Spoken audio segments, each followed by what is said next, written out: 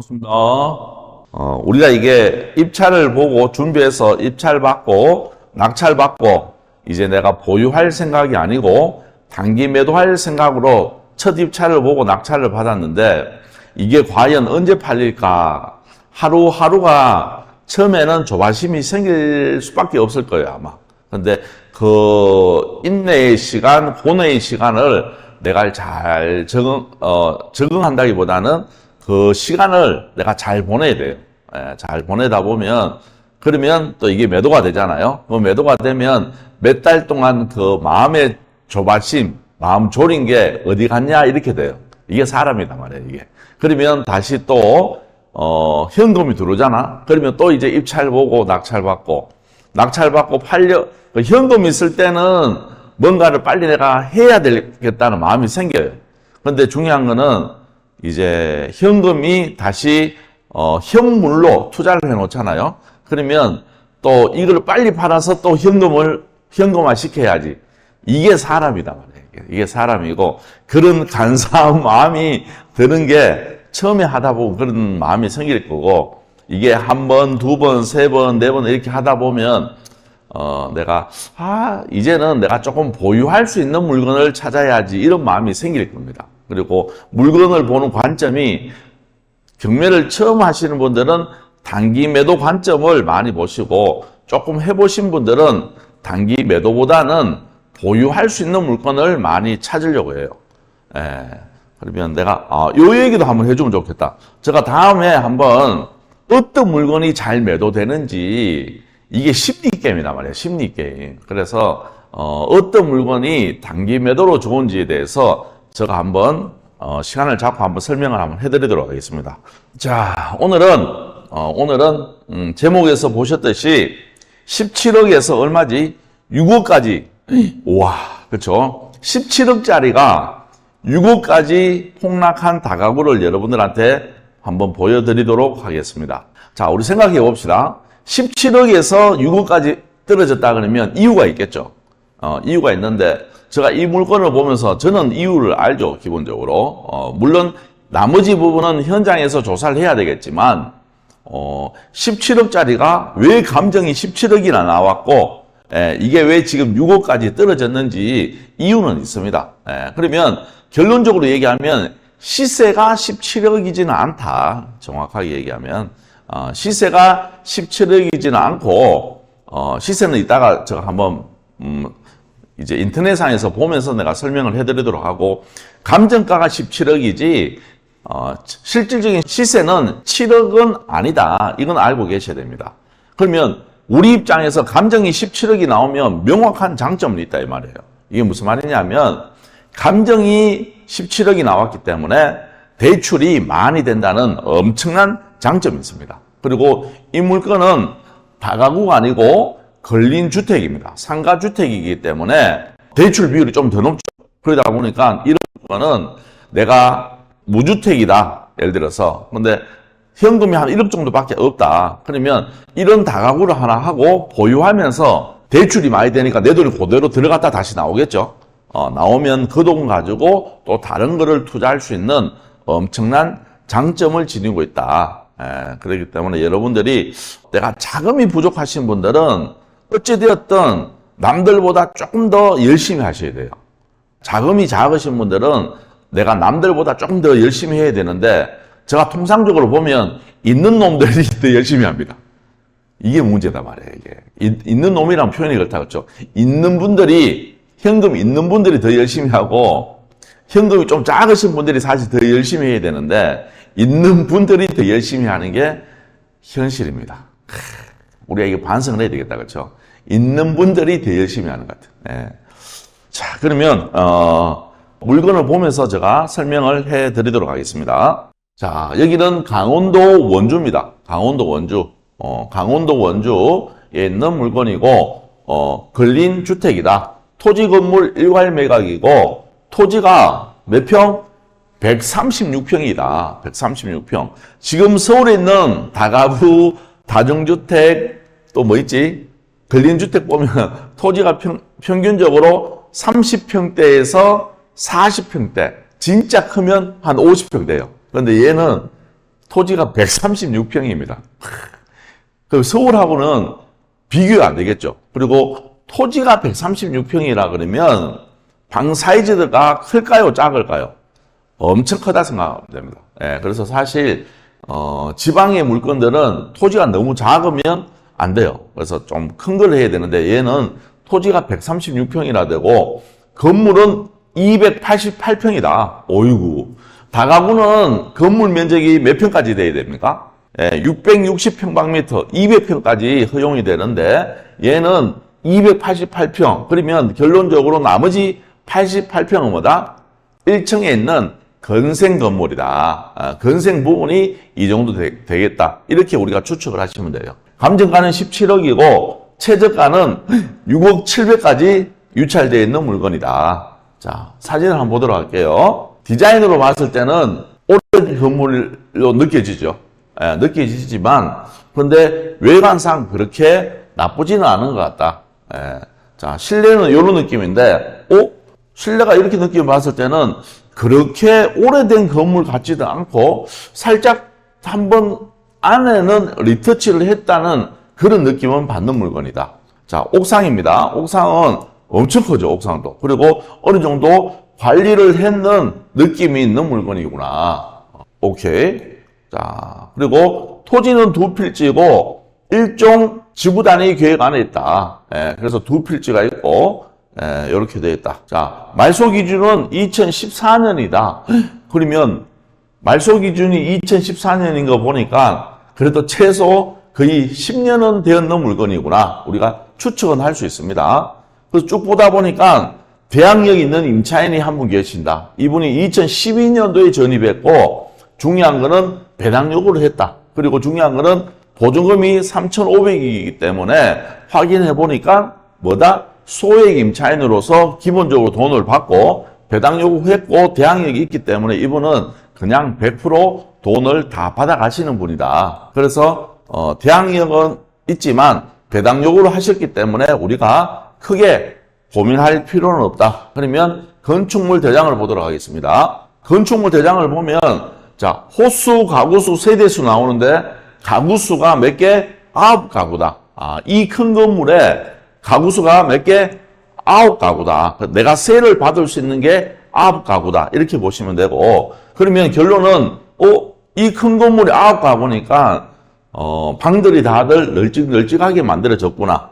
우리가 이렇게 추측은 할 수 있고 보시는 것처럼 1층은 일반 음식점으로 되어 있고 2층, 3층은 각각 4가구가 되어 있고 4층은 주인 세대가 되어 있다. 한 가구로 되어 있다. 그래서 총 9가구가 되어 있고 불법 건축물은 전혀 없다. 그리고 주차장은 보시는 것처럼 8대 넉넉하게 되어 있는데 제가 봤을 때는 뭐 주차는 넉넉할 것 같습니다. 그래서 다른 하자는 전혀 없는 물건이다. 자, 그러면 도면을 봐야 되는데 자, 이게 1층입니다. 1층이고 중요한 거는 계단 있고 여기가 뭐 있냐면 보시는 것처럼 엘베가 있습니다. 엘베. 예, 우리가 몇 년식 건물이죠? 연식은 2007년. 그러면 지금 우리가 2024년이니까 17년 됐는 건물이죠. 그렇죠? 17년 됐는데 실내외의 사진을 봤을 때는 한번 리터치를 하신 것 같고 중요한 거는 이때 건물인데 뭐가 있다? 엘리베이터가 있다. 예, 이거는 엄청난 장점일 겁니다. 그러면 이 주위에도 대부분 비슷한 연식의 지구 단위다 보니까 비슷한 연식의 집들이 대부분일 거예요. 그러면 그 당시에 있는 집들이 엘베가 있는 거와 없는 거는 차이가 분명히 많이 날 겁니다. 아니면 중간에 엘베를 넣었을 수도 있어요. 신규로. 예, 그래서 이런 부분을 여러분들이 임대를 조사할 때 엘베와 있는 거와 엘베가 없는 게 월세 차이가 얼마나 나는지 때로는 매매 가격이 얼마 차이 나는지를 꼭 체크하셔야 됩니다. 자, 2층으로 올라올게요. 이제 1층으로 보셨고 2층에 올라오면 여기가 계단이고 여기가 엘베고 여기에 현관이죠. 현관 하나, 현관 둘, 현관 셋, 현관 넷. 이렇게 해서 아까 대장에서 보듯이 한 층에 4가구가 있는 상황이다. 예, 그러면 여기 현관 들어가면 요렇게 집이 되겠다. 그렇죠? 잠시만. 요렇게 해서 요거까지 있죠. 예, 요렇게 돼 있고, 여기 들어가는 현관은 요렇게 되겠다. 요건 투룸 되는 거예요. 투룸, 얘는 1.5룸. 예, 그래서 우리는 1.5룸이 몇 개? 2개. 투룸은 6개. 예, 그래서, 2층, 3층은, 각 층에 1.5룸이 1개씩 해서 이 2개 층이니까 2개. 투룸이 각 층에 3개니까 해서 총 6개. 그리고 주인 세대를 봐야 되겠죠? 예, 주인 세대가,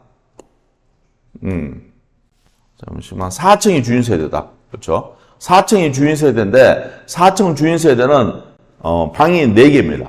엄청나게 크겠죠? 예, 그러면 이게 서울로 오면 아파트 치면 60평대 아파트가 되는 거예요, 이게. 예, 그러면 엄청 큰 주인 세대가 있다. 노년에 여기 가서 내가 거주하면서 세 받는 것도 나쁘지는 않겠다. 예. 자, 이렇게 보시면 될 것 같아요. 그래서 우리는 지금 정리한다 그러면, 1.5룸이 몇 개? 2개. 투룸이 6개. 3룸이 1개. 3룸이 아니 주인 세대죠. 예, 주인 세대가 1개. 그리고 건생 부분이 어떻게 되죠? 66평짜리가 하나가 있다. 예, 그러면 66평이 너무 크니까 2개 나누면 되겠다. 그렇죠? 33평씩. 이렇게 하면 총 우리가 세를 받을 수 있는 게 1.5룸 2개, 투룸 6개, 주인 세대 포룸 하나, 건생 1층 건생이 66평이 있다. 근데 요거는 너무 크니까 나눠서 30평대씩 2개 나누면 너무 좋은 상황이다. 이렇게 기본적으로 물건을 다 파악을 하시고 이제는 우리가 임대 현황을 한번 봐야 되겠죠.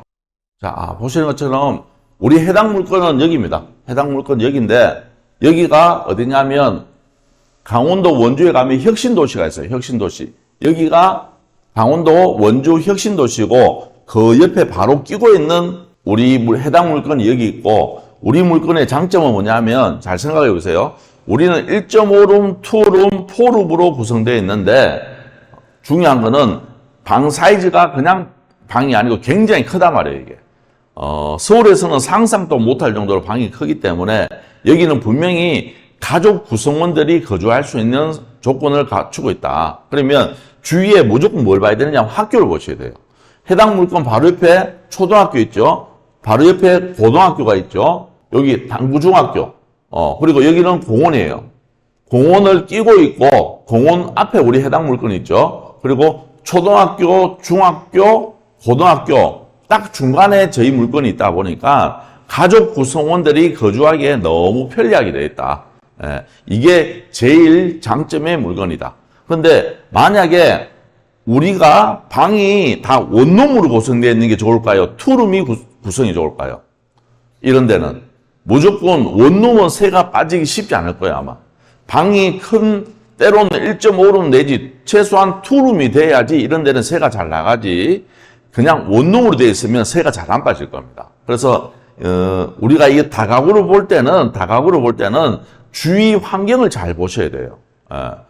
무조건 방 개수가 많다고 해서 무조건 좋은 게 아니고 주위 환경에 따라서 어떤 지역은 원룸만 있어도 괜찮고 어떤 지역은 원룸보다는 투룸 이상이 되어야지만 새가 잘 빠지는 데가 있단 말이에요, 이게. 그렇기 때문에 그런데 우리 물건은 어떻다? 주위에 이렇게 학교가 있고 주거시설이 있고 이러기 때문에 여기는 무조건 방이 큰 투룸 정도가 되어야지만 새가 잘 나가는 지역이다. 이렇게 이해하시면 좋을 것 같습니다. 자, 그러면 부동산 들어가서 시세 한번 보도록 하겠습니다. 월세 보시면 10평 정도 되는 게 원룸이 500에 40에서 45 우리 1.5룸이잖아. 그러면 우리 거는 최소한 500에 40 정도는 받을 수 있겠다. 이렇게 보시면 되고 그 다음 투룸 한번 보도록 투룸.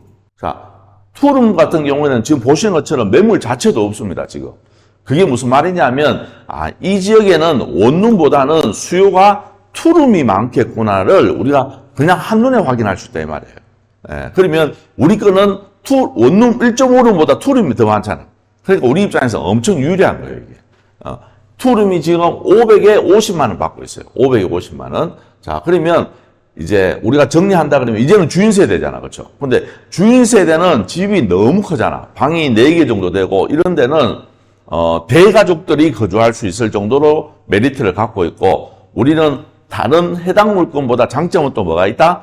완벽한 주차 시설과 완벽한 엘베가 있다. 이게 엄청난 장점이 될 수 있을 겁니다. 여러분들 생각해 보세요. 여러분들이 세를 들어가는데 세입자 입장에서 고민을 할 때 주차장이 완비가 돼 있고 그런데 중요한 거는 또 엘베까지 있다. 그러면 안 들어갈 이유가 없고 이 지역에서는 분명히 제일 먼저 세가 빠질 겁니다. 분명히. 자, 그러면 왜 이게 감정가가 17억까지 나와 있는지 한번 보셔야 돼요.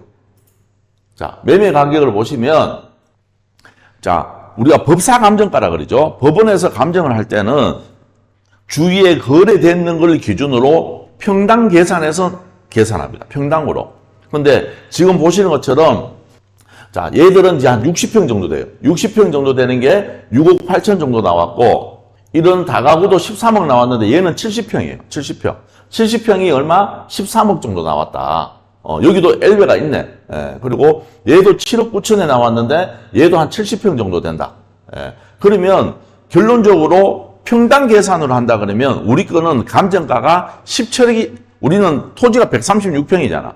그렇기 때문에 감정가는 17억이 나와야 되는 게 맞습니다. 그런데 여러분들이 자, 서울이면 이게 엄청난 메리트를 갖고 있는 물건이지만 이게 지방이잖아. 그렇죠? 중요한 거는.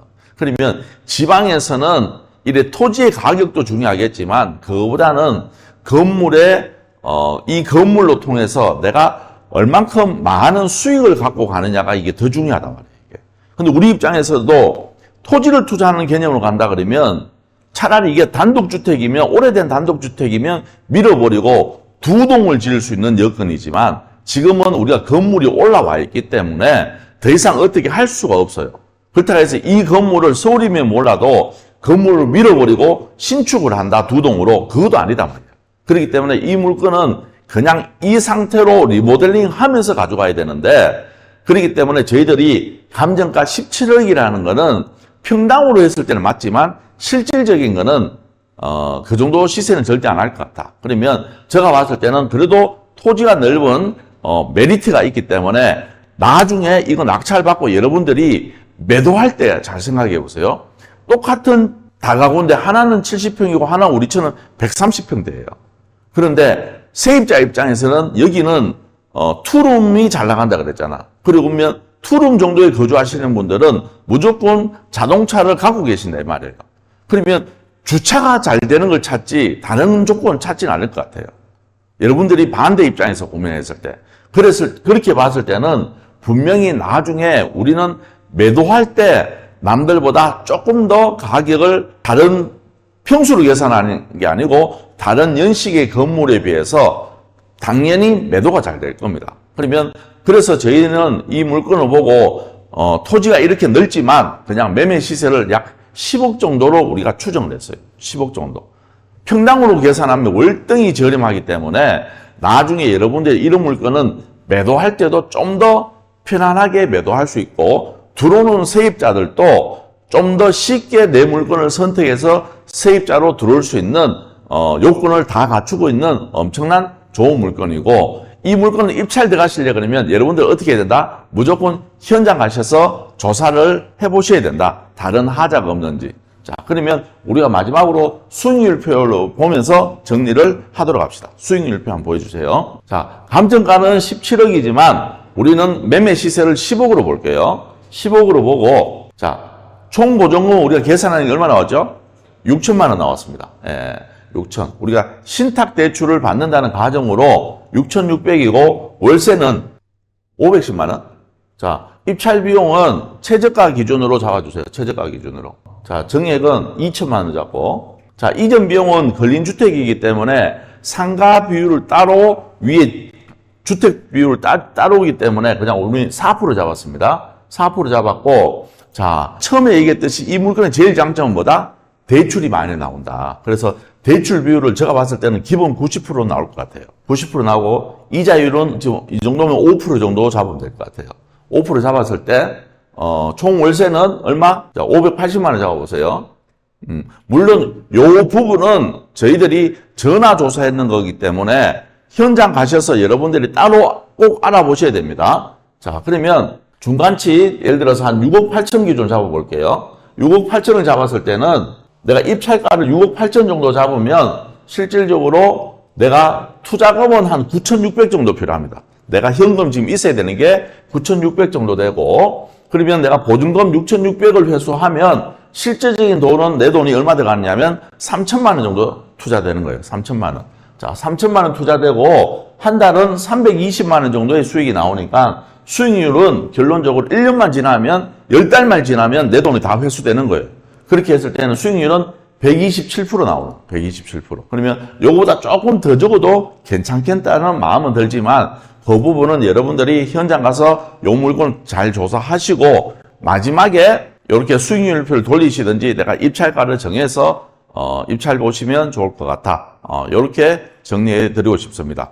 그러면 이 물건의 장점은 뭐다? 감정가가 높다는 게 우리한테 첫 번째 장점이 되고, 두 번째는 그 지역이 원하는 건물의 방의 구성이 되어 있다는 게 제일 장점이에요. 뭐다? 그 지역이 필요한 구성.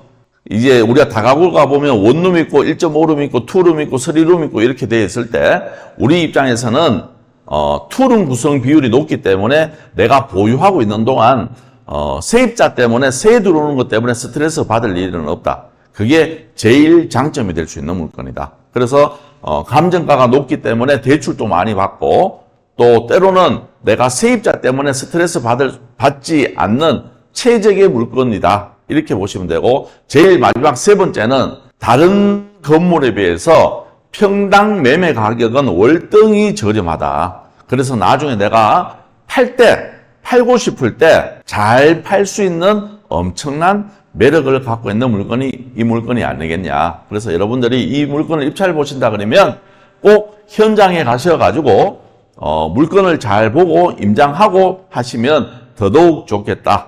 이렇게 생각이 됩니다. 원주 당구동 구도심이긴 하지만 임장 가보니 원주에서는 괜찮은 입지이고 주변 환경도 좋은 것 같습니다. 바로 옆에 혁신도시가 있잖아요. 그러면 우리께 비쌀까 혁신도시가 비쌀까? 당연히 혁신도시가 훨씬 비쌀 겁니다. 그러면 물론 자금 여력이 있는 분들은 혁신도시 가겠지만 그렇지 않은 분들은 여기에 거주하실 겁니다.